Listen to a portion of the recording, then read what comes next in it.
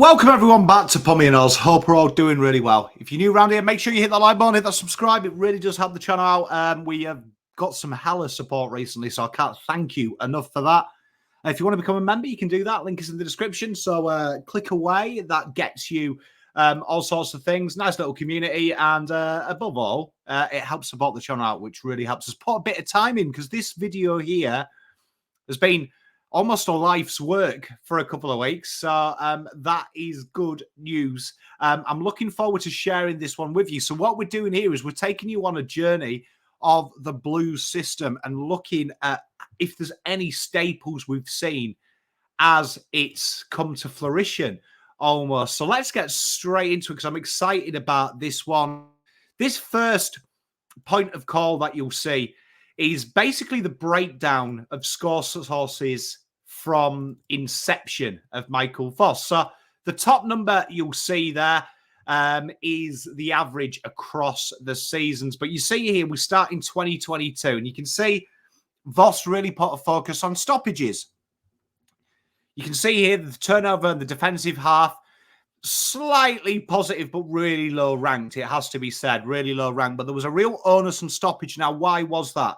Now, if you look at the list from 2022 and the players that were playing, outside of the wings and outside of a little promotion and elevation in the back half of the ground, there isn't a catastrophic amount of change. There's still players available there.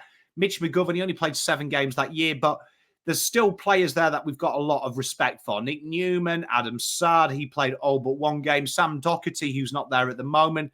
So the backline did have the zip, but the big onus here was winning the ball around the stalls. Now, why is that?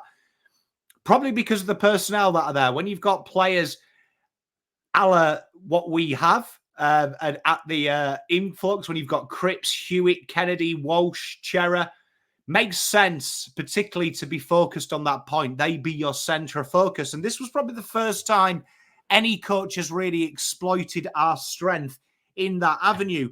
Before, the last 2 coaches were kind of, you had Bolton, who really did focus on the defensive half ball movement and then shelve that plan. You had Teague, who really did look for getting a lot of inside 50s at any cost, really. But no one really focused on let's get dominance from here and work our way forward. And then we switched to 2023, and you really saw that bear fruit. It took him about 2 years to really stonewall this, and he doubled down. It was quite interesting. He doubled down. But you can see here, these turnover and defensive half ones, the defensive half got worse. It's quite interesting that Carlton's best actually got better.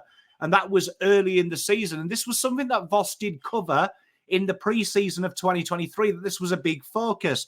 He shelved it very early, about round 7, round 8. Carlton really shelved this, and they reverted back to the 2022 model. Now, that had great success, but it was maybe a year too early. Now, you look at the 2023 team, and what's come in? Not much, really. Not much. Similar backline, Sard, Newman. Doc was swinging into the midfield, but you had Mitch McGovern a lot. And that's probably the key there, I think. A bit more stability in the backline. Didn't quite ingrain 22's lessons because they wasn't the ingrained in the backline. But we did have proper wingers here, Akers and Hollands, and you can see that they were really starting to develop that game plan. And it's interesting here that you actually see Carlton's turnover scores against depreciate. They started to depreciate because of that. They started to really focus on a midfield-led defence after spotting so much time in the stoppage. Now, what you'll notice about this year to the year that we're playing at the moment, 2023 to 2024, was the overlap run was a bit more offensive in 2023 at the cost of being defensively rigid. And a lot was aimed here on trying to intercept Mark. And that was the real big focus. In 2024, we've seen a big shift. And you can see scores from turnover here, the highest they've ever been. And it's really important to notice that the stoppage scores have actually gone up. It's the stoppage against that we're seeing the highest amount. But I want to see it's plus what, 20 at the moment. Let's just round it up to a round number. Let's say stoppage against now is plus 20. Look at the turnovers of how they've astronomically gone up, and look at the differential. Half of that is in there. And what that is there, what that's telling you is Carlton's now system is a more traditional stoppage system. And it's because the personnel you've got there, when you play Hewitt and Cripps, you ain't going to seed massive clearance numbers against. It's almost impossible. What you are going to seed is scrub kicks out there.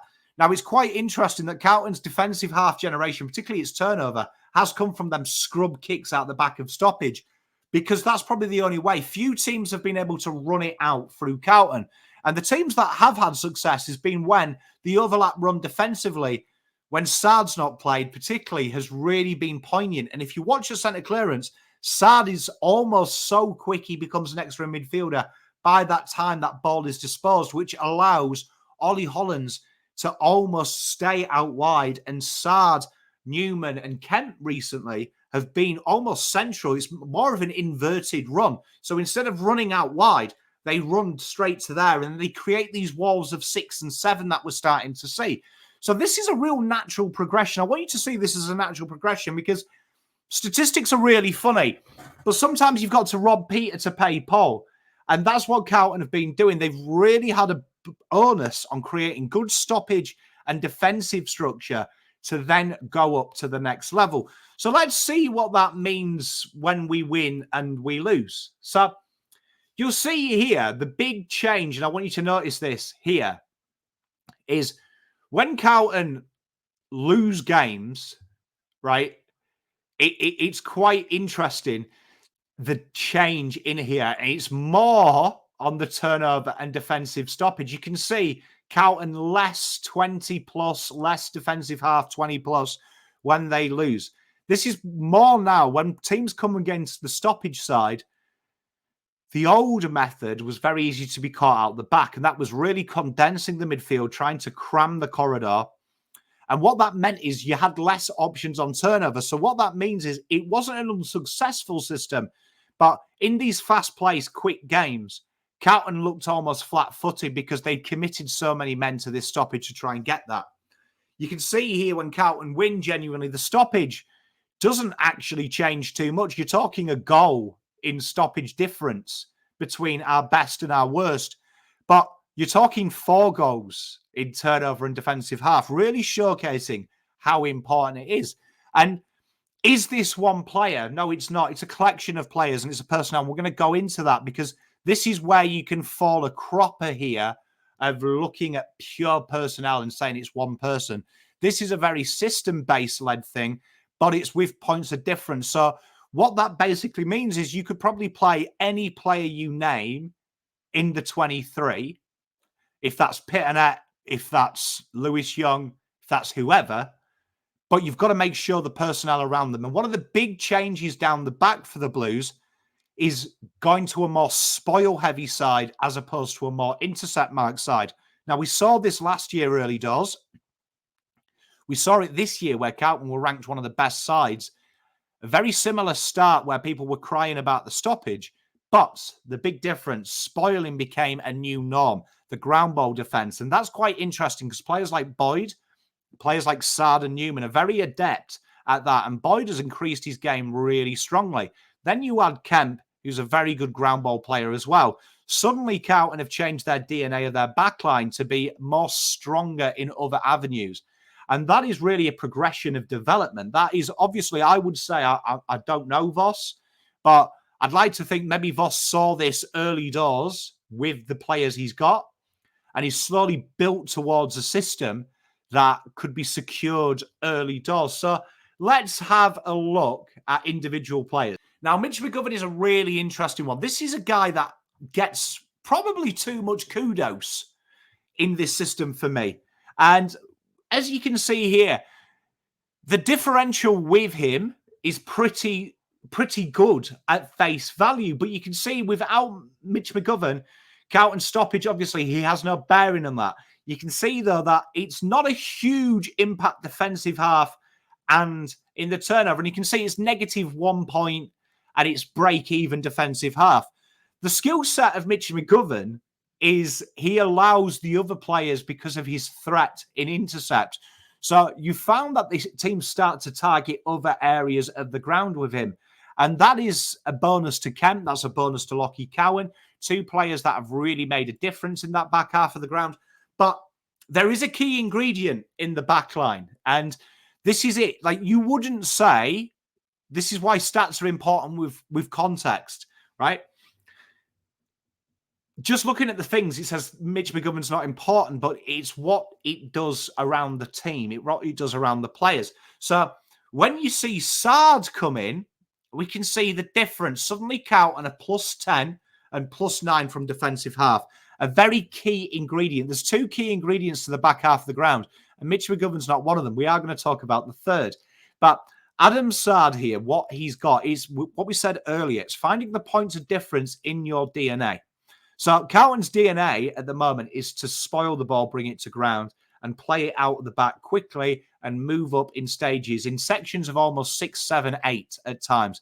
And Sard, Newman, Kemp have all been playing very important roles high up the ground. We saw Mitch McGovern play high up the ground this week, just gone against Port. What that allows to do is you can see Sard's stoppages are down 7. Now, that's an indication of how Carlton kind of adapt to when Adam Sard is on the ground. They know the ball needs to be free-flowing for him, and this is something that we haven't seen before for a long time.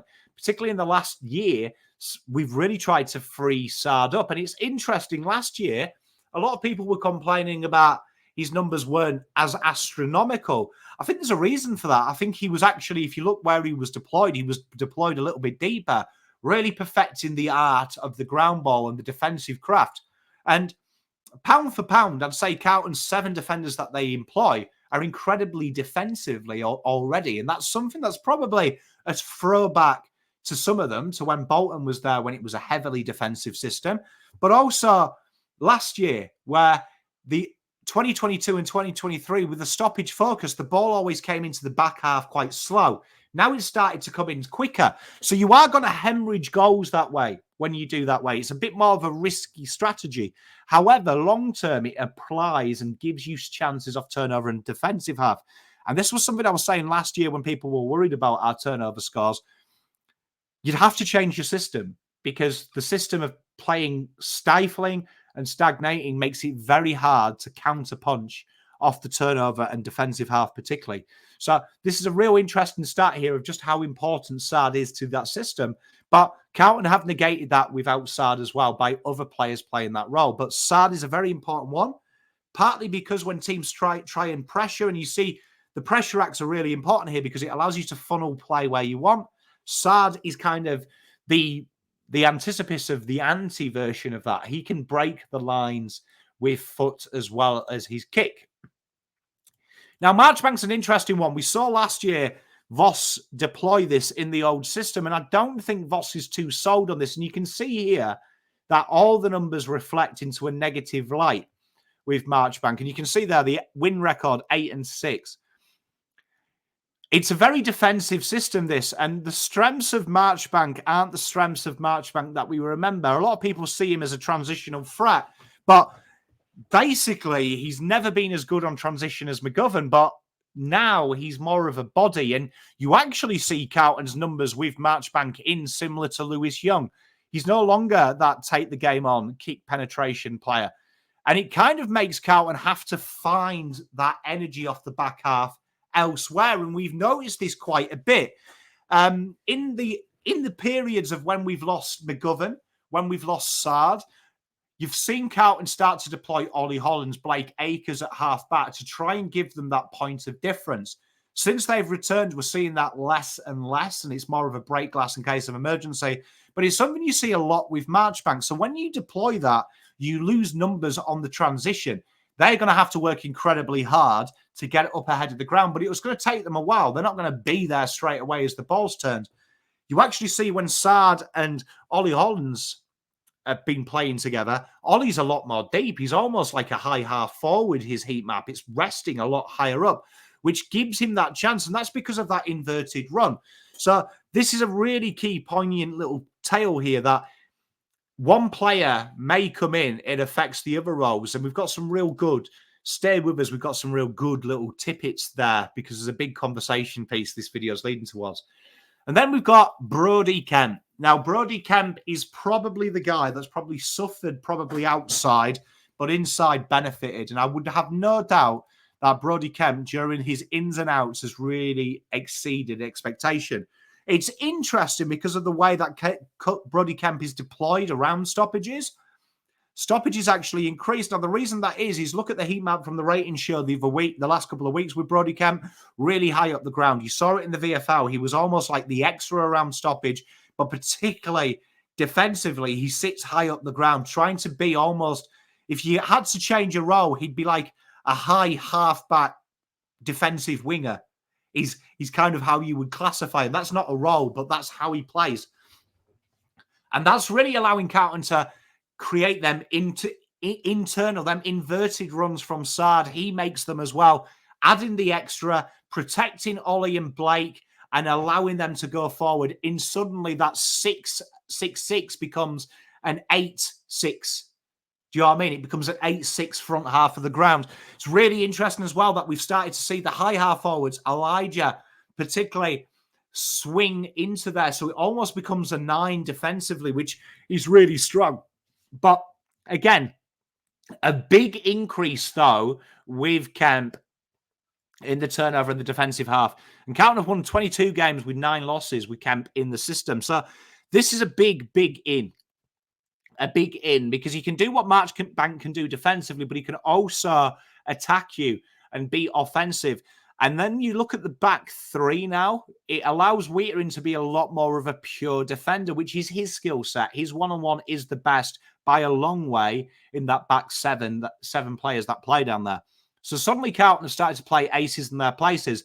And this is something that we discussed quite heavily about Voss doing the system to benefit the players, protect them.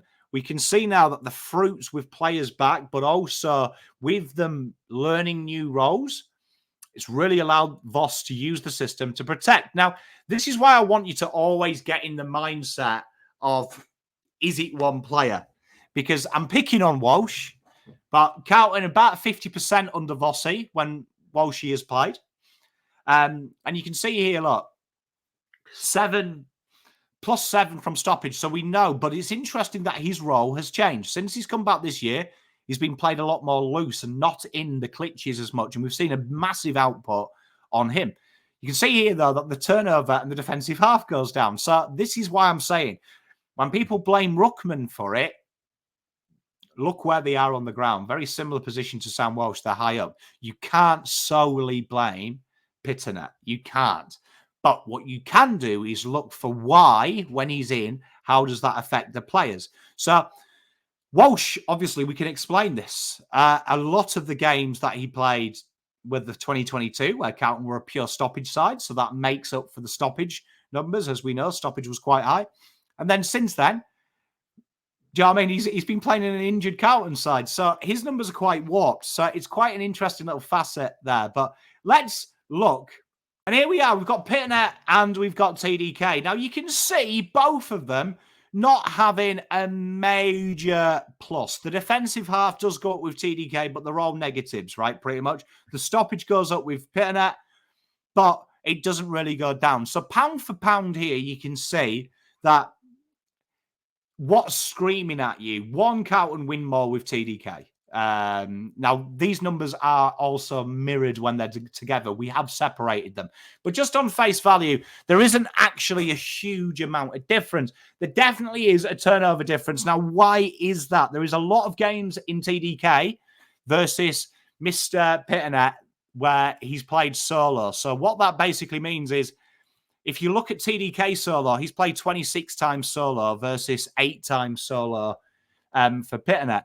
So that's a big change, right? A big change. And you can see here that Carlton's numbers on turnover, incidentally, with Pitto solo, it's quite an interesting thing that there's 6 points difference, but it's still ahead of Carlton's median average. So Carlton still can turn over with Pitternet. It's more when we see both of them together. It's more when we see both together. Now, why is that? At the moment, they're playing Harry Mackay as the second ruck, and when Pitternet was solo, they did similar things. Lewis Young did it. It allowed them to play an extra. It allowed to play them a more mobile player. So that's basically the premise of that. Both of these don't really, though, and it's got to be caveated. Both of these do not impact turnover and defensive half. The only number that these guys really could be blamed for is scores from stoppage. And you can see there isn't much. There isn't much. But I will caveat that. Pitternet, when he plays, genuinely plays around 60% of the game time, 65% of the game time, where TDK plays a lot more. And what this allows TDK to do is run up and down the ground, and he can be a target. So we haven't seen Carlton deploy Pitternet, and that's mainly because of his makeup and his genetic makeup as a footballer, all right? There still is a way you could play them both, though. There is. You're going to have to be harsh. So you'd have to drop Hewitt or Kennedy. You'd have to, and you'd have to play a more two-way mobile player there. You could do that and negate that. Has Carlton got the personnel? Probably not to do that, but there is systems in place that can do this. Fremantle are a good example with Darcy and Jackson. They can do it, and they can find scores from turnover quite effectively through that medium by just playing the extras there. So this is very interesting because I want you to look at list management here. I don't think this idea is totally shelved. And the reason is Carlton have really focused a lot of time and energy into buying elite runners, to buying elite endurance players who can play that mid-forward role. So there is a possibility. I could see a world that when Cottrell is fit and when Cherrer is fit, you may see the return to it. It's not going to be shelved. But I don't want people to get flat-footed and stuck in it's all Pitternet's fault. Because this here, when you're playing Pitternet, for the system to work, how it does effectively nuanced, it needs personnel to back up the inadequacies of the other players. So while McGovern, see what we said, McGovern isn't the reason Carlton's turnover game is good. Statistically, it's Kemp and Sard. Sard and Kemp can't do their job as pure transitional threats if McGovern's not there and you replace him with Lewis Young, because suddenly you lose the kicking and you lose the ball use, which then means you're going to have to make Whittaker play higher up, which then means you lose a little bit of one-on-one, which means then you lose conversion to repel. So all linked, it's synergy. It's a synergy. So let's have a look. Let's have a look at them individually and together. So you can see TDK and Pitternet stoppage goes through the roof, right? It goes through the roof, right? The turnover and the defensive half massively negated though, right? TDK solo, see what we said, right? When we add the layers, two things happen when we add an extra player to play. One, the stoppage scores come down. Why is that? Because suddenly we're naturally, when you've got Pitternet there, you haven't got the mobility in the centre bounce, particularly in stoppage where TDK takes off. So what this means here is you can set up a more attacking the structure with TDK on his own, which Carlton have done. They've deployed Kemp just out the back of the pocket, Boyd defensively. Then they move Orazio on the wing and things like that. They can be a little bit more bold and a bit more ostentatious because TDK can hold his own. TDK can take the ball and beat the first man. Where when you find Pitternet's there, they resort to the Kennedy, Hewitt, Cripps, very more slow, methodical, trying to stop that exit. Now, that's great for Donomans, but teams have worked it out. You saw Chad Warner work that out very quickly of, right, I hang back of the stoppage, and if I can lose a player who's on me in the stoppage, that's the only player who can stop me. Where you can see now Carlton have negotiated in Port Adelaide, particularly with Ollie Wines and Zach Butters, Chin Cotter, Elijah Hollands, they were willing to go with more slight, quicker players, right? Because TDK was a handful if he got through. And Pitternet solo, it's interesting, the turnover here, and that's because they've committed the extra defensive midfielder who's a bit slower, and it slows you on turnover. So, yes, the synopsis is Carlton are a better side, TDK solo. There's no getting away from it. Turnover, definitely. Also, a lot of these numbers from Pitternet solo were in the stoppage dominance era where we're now shifting. So is Pitternet's career totally over? I don't think so, because I think that this next stage is we've seen Voss this year get a lot of trust. It's taken about 2 years, but we've started to see it. And what I mean by that is the evidence is quite clear. 2023, we were trying to play like we were 2024 early doors. They got panned for it. Then they tried to structure up to stoppage. They lost 4 games in a row. We know what happened. Voss now trusts these players to execute, and they're a lot better players than they are now. 2024 Carlton versus 2022 Carlton is about a 36-point difference in favour of 2024, and they finished 9th. So that's a real big positive. And there's a couple of goals between us and 2023. And that's the whole year, not gone at the same stage, because it's actually bigger than 2022. So just be mindful that there will be times Pitternet plays. And what I want you to look out for there is how do Carlton negate that? So when Carlton play with Pitternet, the evidence is quite clear. They can't go pure flat-footed. They have to bring in a little bit of a POD in the midfield to negate this influence. I am a pro one ruckman side. BugsBell converted me a long time ago, and I really do like it. But for the sake of being level-headed, there is ways that Carlton can still play this turnover game. We just haven't seen it yet, but that would be sacrificing, like we said with the back line. We've robbed Peter to pay Paul, gone with a less defensive structure, but a more attacking mindseted thing. So very interesting thing, and Voss has done very well building this over the years. I really hope you enjoyed this video. I hope you can give it a like and subscribe. A lot of effort has went into this. These numbers individually and stuff are a nightmare to collate and stuff. So it's been a good couple of weeks doing this, and it's been a video that I've been wanting to do, and then obviously think we play a game and we do it. If you got this far into the video, thank you very much. Peace, love, and light. Be well. Pom out.